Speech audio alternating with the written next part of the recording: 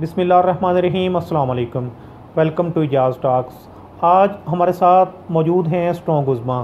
किसी तारफ़ की मोहताज नहीं हैं, हर शख्स इनको जानता है, पूरी दुनिया में जानता है, क्योंकि इन्होंने काम इतने ज़्यादा अच्छे किए हैं कि ये किसी भी तारफ़ की मोहताज नहीं हैं। तो अच्छा बताएं कि ये मुल्क के हालात भी तो देख सकते हैं ना कैसे हैं कि एक मिनट में कोई यकीन कर सकता था कि मुल्क का बादशाह एक सेकंड में कहाँ से कहाँ पे चला जाएगा। कुछ देर पहले इमरान खान वज़ीर आज़म थे और कुछ देर के बाद वो क्या से क्या बन गए। देखिए मेरी बात सुने, ये भी ज़िल्लत और इज़्ज़त अल्लाह के हाथ में है, लेकिन जो इमरान खान है वो वाकई लीडर है, उनको लीडर मानना चाहिए। There are 3 types of leader, यानी कि दुनिया में 3 किस्म के लीडर होते हैं। Become leader, by birth leader.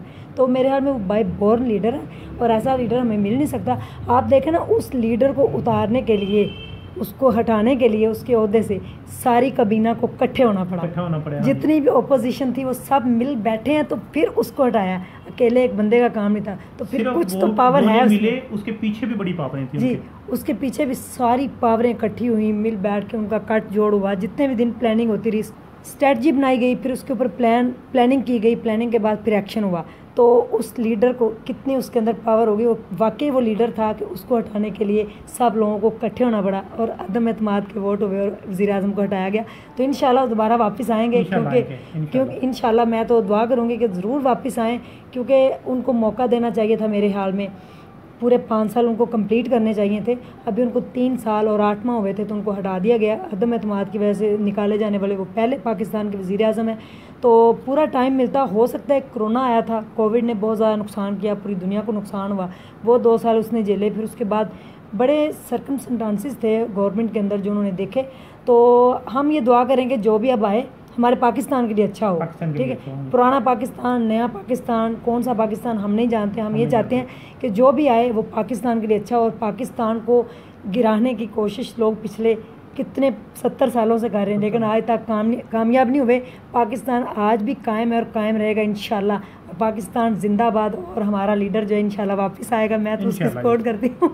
तो जब कोई अच्छे काम करता है ना, तो फिर उसके लिए उसके जो अपोजिशन होती है ना, वो भी आती है, उसके खिलाफ भी लोग होते हैं। अब देखें, जैसे मुझे देख लें, मैं नहीं कहती कि मैं अच्छे काम करती हूँ, लेकिन मैं दुआ करती हूँ कि या अल्लाह मेरे से कोई ऐसा काम ले ले कि जो मेरी बख्शिश का सबब बन जाए और जिससे आपकी मखलूक को फ़ायदा हो। और अल्लाह ताला कहता है, जिसने हज़रत सल्लल्लाहु अलैहि वसल्लम ने कहा, जिसने मेरी उम्मत को फ़ायदा पहुँचाया वो सबसे बेहतरीन इंसान है।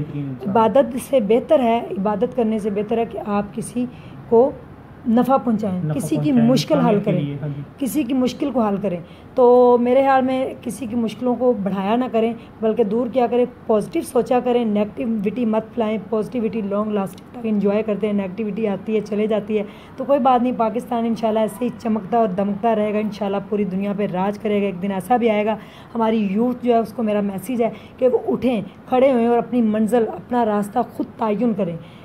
इस्तिखारा करें वोट देने से पहले कि हमें कौन सा लीडर चाहिए, और खुद लीडर बने, अपने पाकिस्तान की खुद हिफाजत करें। तो इंशाल्लाह एक ना एक दिन एक ऐसा लीडर पैदा हो जाएगा जो इस मुल्क को इंशाल्लाह संवार देगा। Thank you so much. Imran Khan वाकई एक मर्द मुजाहिद है, जिसे हटाने के लिए तमाम पार्टियां इकट्ठी हो गई। हम दुआ करते हैं कि हमारे मुल्क में जो भी आए हमारे मुल्क का फ़ायदा करे, क्योंकि ये वतन अज़ीज़ हमें सबसे ज़्यादा अज़ीज़ है। और इंशाल्लाह वो दिन दूर नहीं जब हमारा मुल्क पाकिस्तान रियासत मदीना बनेगा। यहाँ पर मदीना की रियासत होगी, यहाँ पर अल्लाह का कानून होगा, वो कानून राइज होगा जो अल्लाह के नबी सल्लल्लाहु अलैहि वसल्लम लेकर आए थे। इसी के साथ ही इजाज़त चाहते हैं। अल्लाह निगहबान।